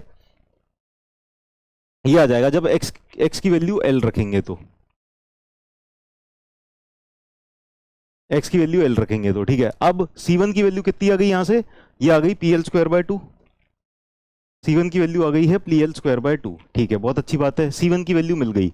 अब यानी हमारे पास स्लोप की इक्वेशन में क्या आ जाएगा, E I D Y by D X is equal to minus P X square by 2 plus C1 की वैल्यू क्या हो गई है, पी एल स्क्वायर बाय 2। ठीक है, अब आगे चलते हैं, अब एक बार और इंटीग्रेट करते हैं। एक बार और इंटीग्रेट किया तो क्या हो जाएगा, E I Y is equal to, है ना, इसका एक बार और इंटीग्रेट किया ई आई वाई आ गया, इसको एक बार और इंटीग्रेट किया तो क्या आ जाएगा, minus P X cube by 6 plus C1x plus C2। ठीक है ना, या फिर इसको ऐसे भी लिख सकते हैं, E I Y is equal to minus P X cube by 6 plus C1 की जगह क्या लिखेंगे, P L square X by 2 plus C2। कोई दिक्कत, इंटीग्रेट करना तो आता होगा, नहीं आता इंटीग्रेट करना, तो इंटीग्रेट कर लिया हमने। ठीक है, आप भूल जाता है सर जी, मैं क्या भूल जाता है, हरिओम यादव समाज सेवी, क्या भूल जाता है मैं, बताओ। चलो, अब यहां पर फिर से बाउंड्री कंडीशन रखते हैं C2 कैलकुलेट करने के लिए। तो बाउंड्री कंडीशन ए पर क्या हो जाएगी, यहां पर डिफ्लेक्शन 0 है। ठीक है ना, तो at x equal to L, जब x की वैल्यू l हो जाएगी तो y 0 हो जाएगा। ठीक है, at x equal to L y equal to 0। ठीक है, x इक्वल टू एल पे y इक्वल टू 0 हो गया, रख देते हैं उसके अंदर, है ना। तो E I Y E I into 0 is equal to क्या मिल गया हमारे पास, minus P L cube by 6 minus P L cube by 6 plus P L square X by 2 यानी plus P L cube by 2 plus C2। ठीक है, अब ये क्या मिल गया, C2 की वैल्यू मिल गई हमको माइनस, C2 की वैल्यू कितनी मिल गई, minus P L cube by 3, ये मिल गई क्या, ये C2 की वैल्यू आ गई minus P L cube by 3। ठीक है, तो दोनों constant of integration C1 and C2 आ चुके हैं। x इक्वल टू 0 होगा ना फर्स्ट में, क्यों होगा x equal to 0, please tell explain why x equal to 0। x equal to जब लेंथ l ले रहे हैं यहां पर स्लोप 0 है कि यहां पर स्लोप 0, किस जगह पर स्लोप 0 है, पॉइंट A पर स्लोप 0 है कि पॉइंट B पर स्लोप 0 है, एल स्क्वायर नहीं, एल स्क्वायर तो था लेकिन उसमें x की वैल्यू l भी तो मल्टीप्लाई कर दी तो l क्यूब हो गया, है ना, पी एल स्क्वायर x था ना, x की जगह l मल्टीप्लाई कर दिया। ठीक है, हाँ, अब आपका सवाल है x इक्वल टू एल पे स्लोप 0 कैसे हुआ, ये फिक्स सपोर्ट है बेटा, फिक्स सपोर्ट पे स्लोप 0 होता है कि नहीं होता, अभी थोड़ी देर पहले बाउंड्री कंडीशन भी बताई थी यही। ठीक है, आप लोग अटेंशन के साथ सुना करो, जो चीज बता दी अभी यहां पर बताया था मैंने पहले ही, boundary condition as an example बताया था। ठीक है, तो चलो अब स्लोप इक्वेशन लिख लेते हैं और डिफ्लेक्शन इक्वेशन लिख लेते हैं। ठीक है, तो स्लोप इक्वेशन क्या हो जाएगी, E I D Y by D X, यहां पर C1 की वैल्यू बस लिख देनी है, ये हो गई स्लोप इक्वेशन। तो स्लोप इक्वेशन क्या आ जाएगी, ई आई, अब d Y by D x की जगह एक काम करता हूं मैं, थीटा लिख देता हूं, E I theta will be equal to, यहां पर क्या आ जाएगा, minus P X square by 2 plus C1 minus P X square by 2 plus C1। C1 की वैल्यू क्या है constant, P L square by 2, P L square by 2। चलिए ठीक है, ये बहुत अच्छी बात है, ये हो गया। और डिफ्लेक्शन इक्वेशन ये हो गई, स्लोप इक्वेशन, डिफ्लेक्शन इक्वेशन लिख लेते हैं। Deflection equation E I Y, या ई आई वाई की जगह मैं लिख दूं डेल्टा, डेल्टा से आपको और अच्छे से समझ में आएगा कि ये डिफ्लेक्शन इक्वेशन है।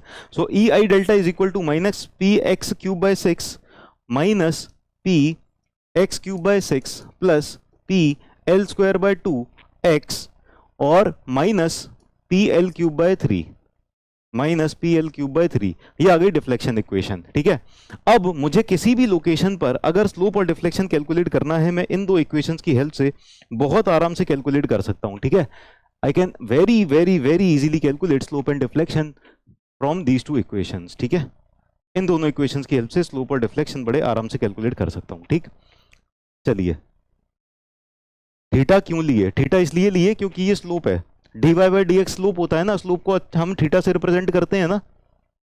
C2 पॉजिटिव होगा, C2 पॉजिटिव कैसे आएगा?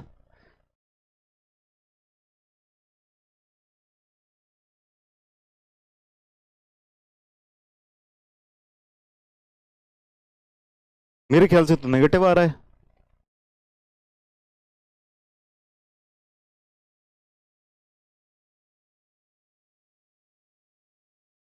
चलो ठीक है, ये हो गया। तो ये हमारी स्लोप इक्वेशन है, this is slope equation, slope equation, this is deflection equation, deflection equation. ठीक है, तो स्लोप इक्वेशन आ गई, डिफ्लेक्शन इक्वेशन आ गई।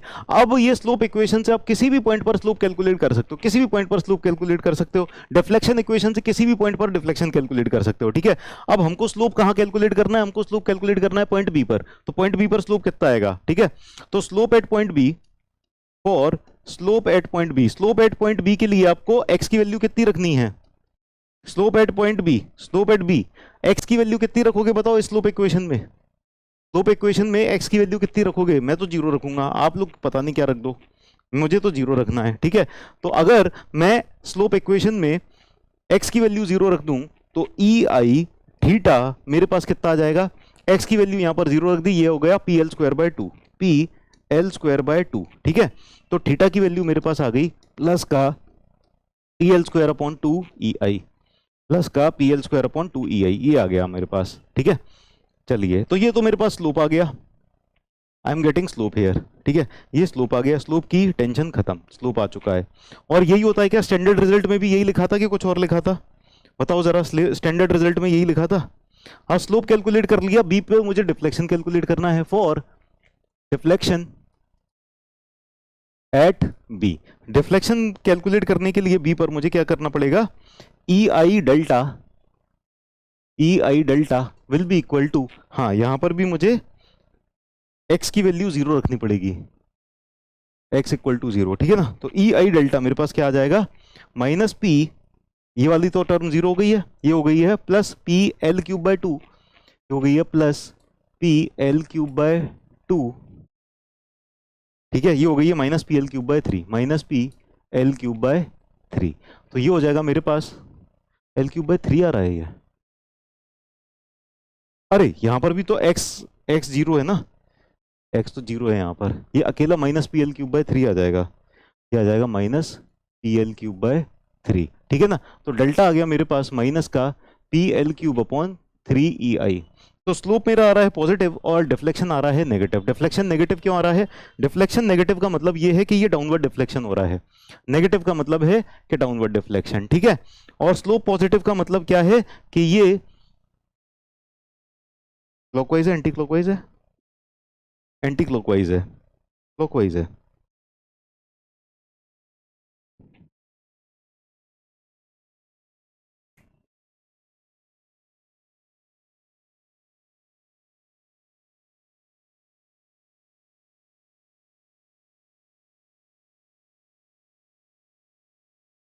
स्लोप पॉजिटिव आ रहा है ना, slope is coming positive, positive कैसे आ रहा है?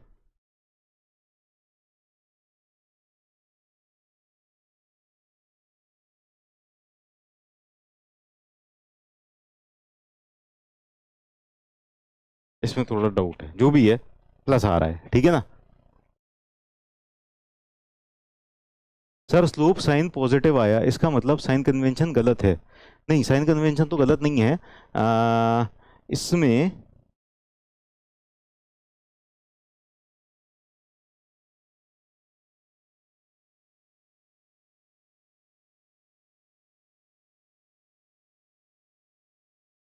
साइन कन्वेंशन, एक मिनट मुझे चेक करने दो। ठीक है, let me check.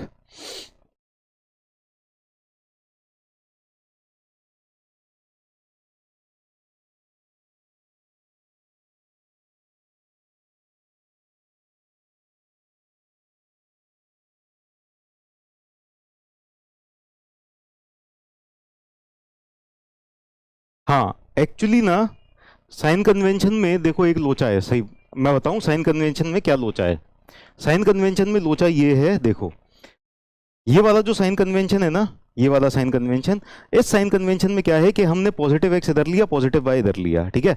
So positive x is like this is positive x, and positive y is like this, positive y, ठीक है। तो जब हमारे बीम इस तरह से जा रहा है from positive x to positive y, from positive x to positive y, तो ये क्या हो जाएगा, theta is positive, right, theta is positive. लेकिन किसी केस में हमारे साथ ऐसा हो सकता है, in some cases it can be like this, that हम इस डायरेक्शन में चल रहे हैं ना, तो हम पॉजिटिव एक्स ले रहे हैं। जैसे कि इस केस में हम जा रहे हैं तो हमारा पॉजिटिव एक्स कैसे, ऐसे जा रहा है ना पॉजिटिव एक्स, यस और no?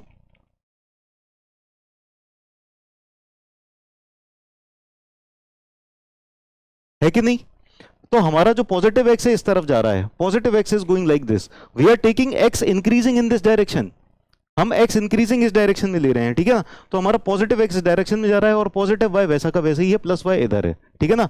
Now in this case अगर रोटेशन इस तरह का होता है, इस तरह का, ये कैसा हो रहा है, positive x to positive y हो रहा है, दिस, है ना। सो हेयर ऑल्सो हमारा रोटेशन हो रहा है plus x to plus y, plus x to plus y हो रहा है, मतलब क्लॉकवाइज एंटी क्लॉकवाइज इंपॉर्टेंट नहीं है, दिस इज इंपॉर्टेंट।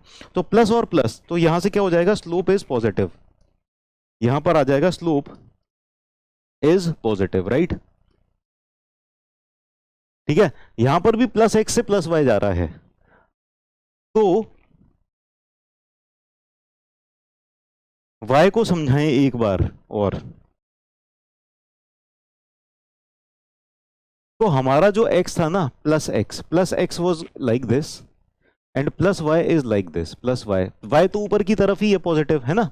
तो हमारा जो स्लोप है, ये वाली येलो लाइन का देखो, स्लोप इस तरह से बन रहा है, थीटा बी, यहां पर बन रहा है ना इस तरह से, slope is going like this. So plus x was here in this direction, so plus x से प्लस वाई जा रहा है, so that's why slope is positive. समझ में आई नहीं बात? एक बार और समझा दें, ठीक है। यानी मेन मतलब ये है कि आप ना क्लॉकवाइज और एंटी क्लॉकवाइज को ध्यान मत दो, ठीक है, क्लॉकवाइज एंटी क्लॉकवाइज को ध्यान मत दो। हमारा साइन कन्वेंशन रहेगा कि अगर प्लस एक्स से प्लस वाई जा रहा है पॉजिटिव, माइनस एक्स से माइनस वाई जा रहा है पॉजिटिव, प्लस एक्स से माइनस वाई जा रहा है नेगेटिव, माइनस एक्स से प्लस वाई जा रहा है नेगेटिव, ठीक है।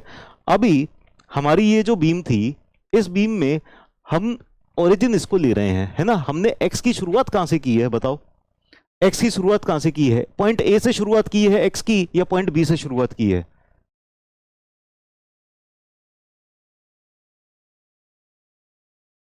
तुम ना अभी जो बोल रहा हूं वो सुन लो, पहले वाला भी तो यही था, कौन सा पहले वाला, ये सुन लो पहले जो समझा रहा हूं, ठीक है ना। अभी जो समझा रहा हूं वो भी नहीं सुनोगे, तुम फालतू का सोचते रहते हो। ये बताओ, प्लस एक्स का एक्स, एक्स जीरो कहां पर है, जहां पर एक्स जीरो है वहीं पर ओरिजिन है, तो बी पर एक्स जीरो है और यहीं पर ओरिजिन है ना। एक्स की शुरुआत बी से हो रही है, तो बी इज द ओरिजिन, ठीक है। और एक्स बढ़ता हुआ किस डायरेक्शन में जा रहा है, इस डायरेक्शन में बढ़ा रहे हैं ना हम एक्स को एक ही डायरेक्शन में बढ़ा रहे हैं कि नहीं बढ़ा रहे, we are increasing x in the direction of A, yes और नो? एक ही डायरेक्शन में बढ़ा रहे हैं कि नहीं बढ़ा रहे, बढ़ रहा है एक ही डायरेक्शन में, ठीक है। तो एक्स इस डायरेक्शन में बढ़ रहा है, तो positive x is going in this direction, yes और नो? ये बात समझ में आई? ये समझ में आई, यहां पर पॉजिटिव एक्स की डायरेक्शन में बढ़ रहा है, और पॉजिटिव वाई तो वैसा का वैसा ही है, वहीं पर है पॉजिटिव डायरेक्शन,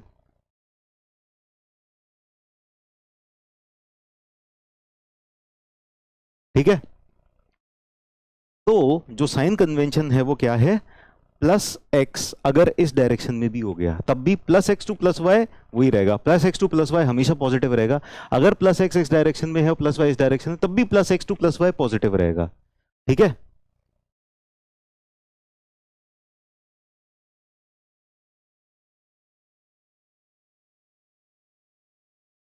नेगेटिव एक्स को क्यों पॉजिटिव माने ये समझ में नहीं आ रहा।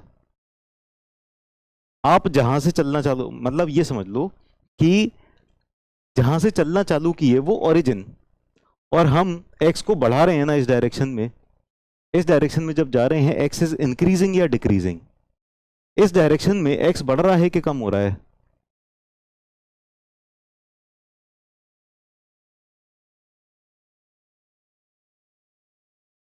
चलो अब आगे चलते हैं, अगले पे मैकॉलेज मेथड पे चलते हैं, ठीक है। Let's move on to the next method, Macaulay's method. क्या है ना, कभी कभी अपन जिद कर लेते हैं कि नहीं समझना ही नहीं है, जो सर बोल रहे हैं सुनना ही नहीं है, समझना ही नहीं है, तो जब अपन जिद पे बैठ गए हैं तो फिर कोई बात ही नहीं है, ठीक है ना। आगे चलते हैं। नो मैकॉलेज मेथड में क्या है, टाइम भी हो गया क्या, टाइम होने वाला है, 15 मिनट में टाइम हो जाएगा, ठीक है। सो मैकॉलेज मेथड, नो मैकॉलेज हमारा, अब चलो सब भूल जाओ, ठीक है। कन्वेंशनल के लिए वो मेथड, कन्वेंशनल जब आप क्या कहते हैं प्री क्लियर कर लोगे ना तब हम देखेंगे।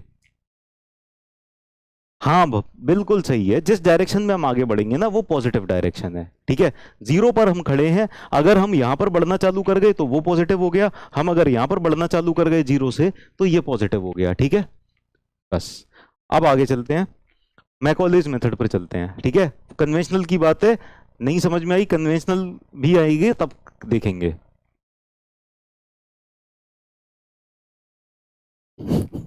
माँ काली मेथड पे चलो, ठीक है, काली माता का मेथड आ गया।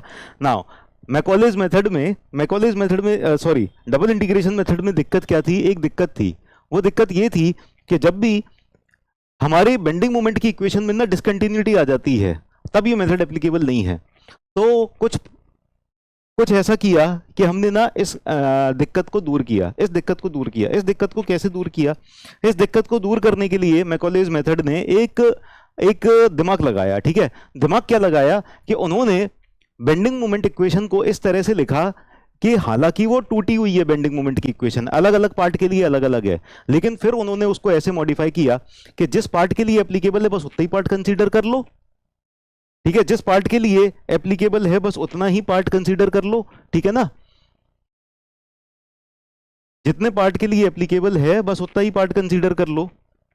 भारी भारी गलती हो गई तुम्हारा ना, चैट बंद करने वाला वो नहीं कर पाया मैं, मतलब तुम लोगों को ना पढ़ना नहीं है, फालतू की बातें बस करते जानी है, आगे से ये गलती नहीं होगी। अपने हाथ में ना ये मतलब पावर होनी चाहिए कि चैट बंद कर दो।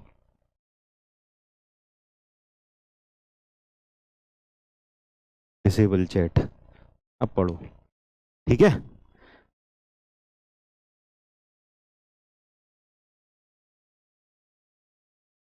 चलो नाउ मैकॉलेज मेथड पे चलते हैं। तो मैकॉलेज मेथड ने क्या किया कि बेंडिंग मोमेंट की इक्वेशन को ना थोड़ा मॉडिफाई किया कि हम ना डबल इंटीग्रेशन मेथड को भी यूज कर सकें अभी, ठीक है ना। तो जल्दी जल्दी से आप लिख लो सारे के सारे पॉइंट्स, ठीक है। मैकॉलेज मेथड के सारे पॉइंट्स लिख लो जल्दी जल्दी, ठीक है। राइट डाउन, चलो इसी से ही लिख लेते हैं। Right down, this method is an improvement over double integration method, this method is an improvement, improvement मतलब तरक्की कर ली है हमने।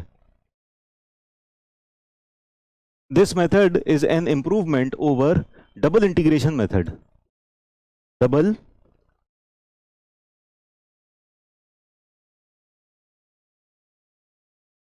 इंटीग्रेशन मेथड, ठीक है। डबल इंटीग्रेशन मेथड का इंप्रूवमेंट है ये।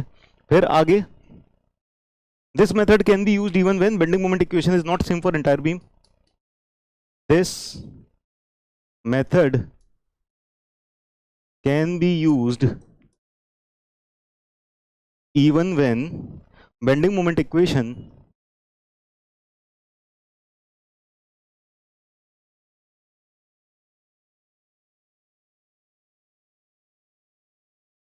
when देखो सिंगल बेंडिंग मोमेंट इक्वेशन, नहीं when bending moment equation, सही है, equation is not same for entire beam। तो बेंडिंग मोमेंट इक्वेशन ना बीम के अलग अलग पोर्शंस के लिए अलग अलग बनेगी, तब भी हम इसको यूज कर सकते हैं, ठीक है ना। This method can B use for prismatic beams only, यानी एक कमी जो पहले उसमें थी कि सिर्फ प्रिज्मेटिक बीम्स के लिए यूज कर सकते हैं, वो कमी यहां पर भी है ना। So write down, this method can be used, this method can be used for prismatic beams only, for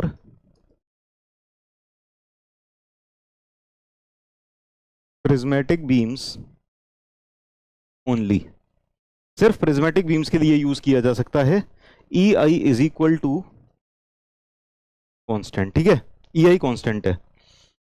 अब इसको देख लेते हैं कि किस तरह से काम करता है ये। 10 मिनट बचे हैं, 10 मिनट के अंदर समझने में तो आने वाला नहीं है, ठीक है, लेकिन इसको ना ये वाला मेथड वैसे कन्वेंशनल में ही आएगा, ठीक है, आपके ऑब्जेक्टिव के लिए, पर्पस के लिए तो है नहीं, तो इसीलिए अब इसको रहने देते हैं, ठीक है। तो मैकॉलेज मेथड इतना पढ़ लो बस, बहुत है, ठीक है ना, मैकॉलेज मेथड इतना पढ़ लो बहुत है। बताओ अब डाउट पूछो, क्या क्या डाउट पूछने हैं।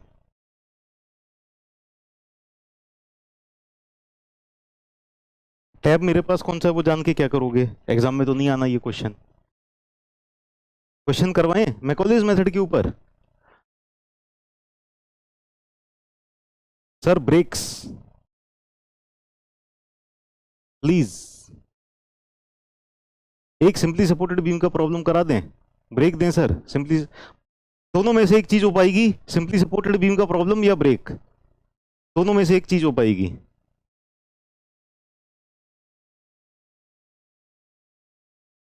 चलो सिंपली सपोर्टेड बीम का प्रॉब्लम करा देते हैं डबल इंटीग्रेशन मेथड से, ठीक है। सो राइट डाउन क्वेश्चन, शायद आपको उम्मीद है कि समझ में आए, ठीक है ना। तो हमने एक सिंपली सपोर्टेड बीम ली, और सिंपली सपोर्टेड बीम में किस तरह की लोडिंग के लिए एप्लीकेबल होगा ये, लोडिंग हो जाएगी हमारे पास यूडीएल, यूडीएल के लिए double integration method will be applicable, तो हमने ये यूडीएल लगा दिया, ठीक है ना, डब्ल्यू किलो न्यूटन पर मीटर का, ठीक है, L is the length of the beam, और हमको कैलकुलेट करना है क्या, इन दोनों जगह पर स्लोप और मिड पॉइंट पर डिफ्लेक्शन, ठीक है ना। तो this is point A, this is point A, this is point B, और मिड वाला पॉइंट है सी, ठीक है ना। तो क्या फाइंड करना है, theta A is equal to theta B, ये फाइंड करने, थीटा ए फाइंड करना है, चलो छोड़ो, थीटा ए फाइंड करना है, और delta deflection at C find करना है, ठीक है ना। तो बेंडिंग मोमेंट की इक्वेशन क्या होगी, बेंडिंग मोमेंट की इक्वेशन क्या होगी, बेंडिंग मोमेंट की इक्वेशन हो जाएगी हमारे पास M X is equal to R A, कितना हो जाएगा आपको पता है, R A is equal to W L by two हो जाएगा, सबको पता है ना। आर बी कितना हो जाएगा, आर बी हो जाएगा डब्ल्यू एल बाय टू, ठीक है। अब x हम यहां से ले लेते हैं, इस डायरेक्शन में पॉजिटिव x ले लेते हैं, ठीक है ना। So positive x will be increasing in this direction, ठीक। चलिए तो mx कितना हो जाएगा, R A into X minus W X square by two. Bending moment equation में कोई दिक्कत, sir minus P L cube by three बोलिए एक बार, ठीक है बोल देता हूं, minus P L cube by three E I, खुश। चलिए so M X equal to R A X minus W X square by two, R A की वैल्यू कितनी है, W L by two, W L by two X minus W X square by two, W X square by two. ये bending moment की equation में किसी को कोई दिक्कत, कोई दिक्कत नहीं, चलिए बहुत ही अच्छे। अब बेसिक इक्वेशन लिखते हैं, बेसिक इक्वेशन क्या हो जाएगी, E I D square Y by D x square, सबको याद हो गई basic equation, E I D square Y by D x square क्या होता है, एम एक्स होता है, ये एम एक्स की वैल्यू यहां पर लिख देंगे, ये हो जाएगा W L x by two minus W X square by to, ठीक है। अब इस बेसिक इक्वेशन में क्या करना है, हमको एक एक करके दो बार इंटीग्रेट करना है, ठीक है। तो इंटीग्रेट कर लेते हैं, एक बार इंटीग्रेट करें तो E I D Y by D X, एक बार इंटीग्रेट किया तो ये आ गया, ये आ जाएगा W L x square by four minus W x cube by six, ठीक है। ये एक बार इंटीग्रेट करके आ गया, और प्लस कांस्टेंट सी वन, ये तो भूल ही जाते हैं हम, ठीक है ना, ये आ गया। अब आगे चलते हैं नेक्स्ट, ठीक है, इसको एक बार और इंटीग्रेट करते हैं, एक बार और इंटीग्रेट करें, या फिर पहले ना यहां पर C1 की वैल्यू कैलकुलेट कर ली जाए। चलो आप लोग इतना कह रहे हो कि C1 की वैल्यू कैलकुलेट कर दो सर, तो C1 की वैल्यू कैलकुलेट कर देते हैं। ये बताओ कि बाउंड्री कंडीशन क्या है कि स्लोप कहां पर जीरो होगा, बाउंड्री कंडीशन कहां है, स्लोप कहां पर जीरो होगा, स्लोप कहां पर जीरो हो जाएगा, पॉइंट सी पर, मिड पॉइंट पर स्लोप जीरो हो जाएगा। इसका डिफ्लेक्टेड शेप कैसा बनेगा, डिफ्लेक्टेड शेप कुछ इस तरह का बनेगा, इसका जो डिफ्लेक्शन होगा वो कुछ इस तरह का होगा ना, सिमेट्रिकल होगा deflection, so deflection will be like this. तो सी पर मिड पॉइंट पर स्लोप जीरो हो जाएगा, हॉरिजॉन्टल हो जाएगी ये बीम वहां पर। तो बाउंड्री कंडीशन लगा देते हैं, at X equal to L by two theta will be equal to zero, theta या D Y by D X equal to zero, so D Y by D X will be equal to zero, लगा देते हैं ये boundary condition इसमें। और फिर देखते हैं E I into zero, E I into zero is equal to W L into W L by four हो जाएगा ये, और एक्स स्क्वायर है यानी L by two square, L by two का स्क्वायर, ठीक है, minus W W X cube by 6, यानी डब्लू एल बाय 2 का cube divided bye 6 plus C1, ठीक है ना। इसको सॉल्व करते हैं तो क्या आ जाएगा, 0 is equal to W L cube by 16 minus W L cube by 8 6 48 plus C1। तो C1 की वैल्यू कितनी आ जाएगी, C1 की वैल्यू कितनी आ जाएगी, C1 की वैल्यू आ जाएगी 1/16 माइनस 1/48, 1/16 माइनस 1/48, तो ये 1/24 हो जाएगा। तो C1 की वैल्यू आ जाएगी minus W L cube bye 24, ठीक है, क्लियर है। C1 की वैल्यू आ गई। किसी को कोई दिक्कत?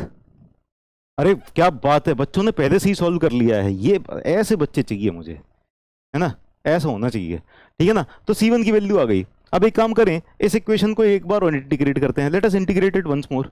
तो इंटीग्रेटिंग अगेन, शॉर्ट में लिख देते हैं, इंटीग्रेटिंग अगेन, एक बार और इंटीग्रेट किया, क्या मिला हमको, हमको मिला EIY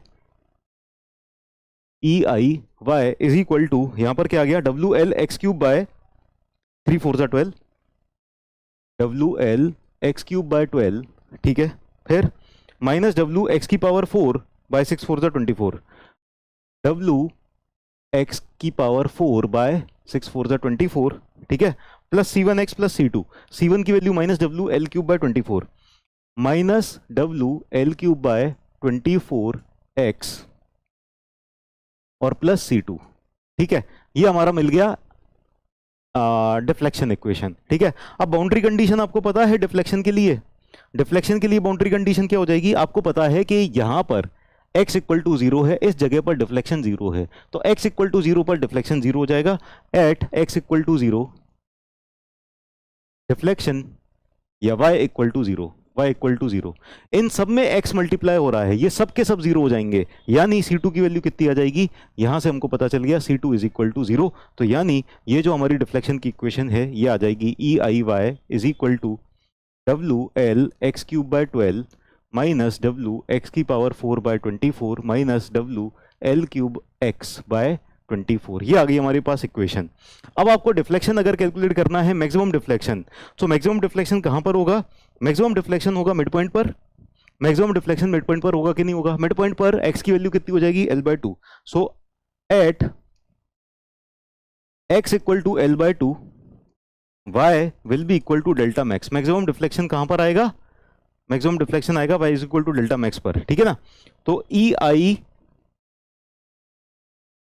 y की जगह क्या रख देंगे, delta max, EI delta max will be equal to, x की जगह हर जगह L/2 रख देते हैं, so W L L/2 cube divided by 12 minus W L/2 की power 4 by 24 minus W L cube into L/2 by 24, ठीक है ना।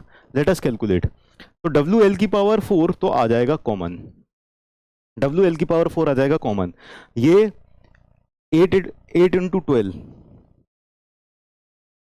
8 इंटू 12 कितना आ गया, 96, ये 1/96 आ गया, ठीक है, माइनस 2 की पावर 4 यानी 16 इंटू 24, 16 इंटू 24 ये आ गया 384, 1/384, ये आ गया माइनस 248, ठीक है, ये आ जाएगा हमारे पास 1/96 माइनस 1/384 माइनस 1/48, ये कितना आ गया, माइनस 5/384, तो माइनस 5 डब्ल्यू एल की पावर 4 बाय 384, ठीक है ना। यहाँ से EI हटा दें अगर, है ना, अकेला डेल्टा मैक्स रखें तो EI कहाँ पर हो जाएगा, नीचे आ जाएगा मल्टीप्लाई होके, है ना, 384 EI, ये आ जाएगा डेल्टा मैक्स। बताओ सही है कि गलत है, सही है कि गलत है, सही है ना।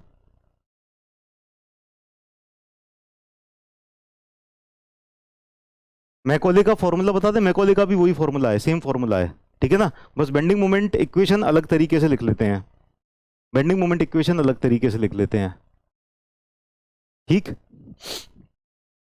चलिए ये तो आ गया डिफ्लेक्शन। अब स्लोप कैलकुलेट कर लेते हैं। स्लोप कैलकुलेट कर लिया जाएगा। देखो स्लोप कैलकुलेट करना तो बड़ा आसान हो गया। क्यों आसान हो गया? यहाँ पर C1 पता चल गया, ठीक है ना। तो अब इस C1 को इस इक्वेशन में रख दिया जाए तो हमारे पास ये इक्वेशन बन जाएगी EI dy/dx is equal to WL x² by 4 minus W x³ by 6 plus minus WL³ by 24। ये आ गया हमारे पास स्लोप की इक्वेशन, ठीक है। अब आपको स्लोप यहां पर कैलकुलेट करना है। स्लोप यहां पर कैलकुलेट करना है तो यहां पर x की जगह 0 रखना पड़ेगा। तो ये सीधे सीधे आ जाएगा माइनस WL³/24, ठीक है ना। तो इस इक्वेशन में थीटा एट ए ये कब आएगा? When x equal to 0। x equal to 0 रख दो इसके अंदर। जब आप इसके अंदर x इक्वल टू 0 रखोगे तो थीटा ए कितना आ जाएगा? यहां पर 0 हो गया, यहां पर 0 हो गया, यहां पर आ जाएगा माइनस WL³/24 EI। बताओ स्टैंडर्ड रिजल्ट से मैच कर रहा है नहीं कर रहा theta A? Negative sign shows what? अब यहां पर देखो, यहां पर ये प्लस x जा रहा था, ठीक है, प्लस y तो हमेशा ऊपर ही रहता है, ठीक है ना। अब इसका जो, अच्छा ये यहां पर जा रहा है माइनस y, ठीक है ना। इसका जो स्लोप आ रहा है वो किस तरह से आ रहा है? स्लोप इसका इस तरह से आ रहा है ना, इस तरह से। x हमने इस डायरेक्शन में बढ़ता हुआ लिया ना, तो ये प्लस x की डायरेक्शन हो गई है, ठीक है ना। तो स्लोप इस तरह से आ रहा है यहाँ पर, ये तो ये क्या हो गया है? ये नेगेटिव हो गया है स्लोप। प्लस x से माइनस y की तरफ जा रहा है स्लोप, ये नेगेटिव हो गया, ठीक है। और यहाँ का जो नेगेटिव है ये क्या दिखा रहा है? डिफ्लेक्शन किस डायरेक्शन में है? डिफ्लेक्शन इसका ऊपर जा रहा है या नीचे जा रहा है? Deflection is going downward. तो ये जो माइनस है ये दिखा रहा है। समझ में आ गई बात? समझ में आ गई बात, ठीक है। तो डन। हाँ, तो यही मैंने शुरुआत में ही बोला था, इसीलिए सब लोग स्टैंडर्ड रिजल्ट याद कर लो। अगर ये सारे मेथड्स काम नहीं आने वाले ऑब्जेक्टिव में, ये सिर्फ कन्वेंशनल के लिए हैं, और कन्वेंशनल में भी बहुत ही कम पूछे जाते हैं। लेकिन अब मैं अगर छोड़ दूंगा तो आप लोग कहोगे सर ने सिलेबस नहीं कराया, तो पढ़ाना तो पड़ेगा, ठीक है ना, पढ़ाना पड़ेगा। करंट अफेयर्स में बताता नहीं रहता कि आज मेरी रेलवे मिनिस्टर से बात हुई, आज हम ये वाली क्लास करेंगे। ये करंट अफेयर्स ही तो है, इतनी सारी जानकारी। x इक्वल टू L/2 पे स्लोप 0 क्यों होगा? सिमेट्री की वजह से। सिमेट्री की वजह से। यहां पर स्लोप कुछ हो सकता है क्या? बताओ, हॉरिजॉन्टली तो होगी। अच्छा, स्लोप अगर होगा तो किस डायरेक्शन में होगा? इस डायरेक्शन में हुआ तो भी अनसिमेट्रिकल हो जाएगा, इस डायरेक्शन में हुआ तो भी अनसिमेट्रिकल हो जाएगा। सिमेट्रिकल का मतलब क्या है? मिरर इमेज, है ना। यहां से अगर आप कांच रख दोगे तो यहां ये वाली बीम एज इट इज दिखनी चाहिए। इंटरनल हिंज के लिए मैकॉले यूज नहीं होगा, ठीक है। सब याद कर लेंगे। चलो अब अगली क्लास में मिलते हैं, बाय बाय। रुकना एक मिनट, एक मिनट, एक मिनट। तो हमारी जो नेक्स्ट क्लास होने वाली है कितने बजे से होने वाली है? आधे घंटे बाद नेक्स्ट क्लास होने वाली है। आधे घंटे के अंदर खाना खाना हो खा लो, पानी पीना हो पी लो, चाय पीनी हो पी लो, ठीक है, जो भी करना हो कर लो। आधे घंटे बाद मिलते हैं। और आधे घंटे बाद आप गेट में हो गए। अब मेरा गेट में 2 बार हो चुका है, ठीक है। अब मैं गेट देता ही नहीं हूँ, ठीक है। गेट में हो चुका है एसएससी जेई में तो ना मेंस क्लियर हो गया था। मैं इंटरव्यू देने इसलिए नहीं गया क्योंकि कहीं मुझे फिर घर वाले भेजना दें कि जा तू ज्वाइन कर बस, है ना। तो इसीलिए मैंने गया नहीं, क्योंकि मैं इंजीनियरिंग सर्विसेज में ज्वाइन करना चाहता था। आप वहीं पढ़ा रहे जो पढ़ा दिया, आप वही पढ़ा रहे जो पढ़ा दिया। तो मैं अगली बार कुछ और पढ़ाऊंगा, ठीक है। मैं क्या पढ़ाऊंगा अगली बार? स्ट्रेंथ ऑफ मटेरियल्स के अंदर मैं सोच रहा हूँ मैं एनवायरनमेंट पढ़ा दूँ, तो थोड़ा ठीक रहेगा क्या? कैसी कैसी बातें करते हो? वही पढ़ा रहे जो पढ़ा दिया, तो वही तो पढ़ाऊंगा। अगर चेंज आएगा, सिलेबस में कुछ चेंज आएगा तो अलग चीजें पढ़ाऊंगा। सर इस चैप्टर की कितनी लेक्चर बची हैं? क्यों झल नहीं रहा ये चैप्टर? 2 लेक्चर और बची हैं। सर आपको part time stand up comedy करनी चाहिए। स्टैंड अप कॉमेडी मेरी तभी होती है जब आप लोग सामने होते हो।